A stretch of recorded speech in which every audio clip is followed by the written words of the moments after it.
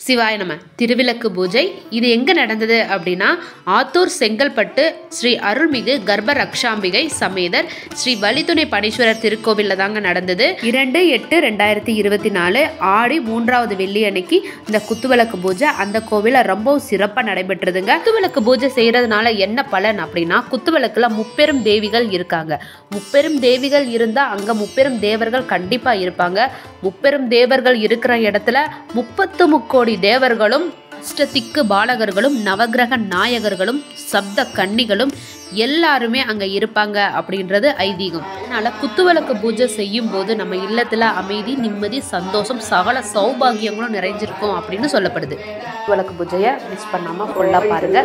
சகல சௌபாகியத்தையும் அம்பாள் நம்மளுக்கு அருள்வா. சிவாய நம. வாழ்க வளர்ந்தது.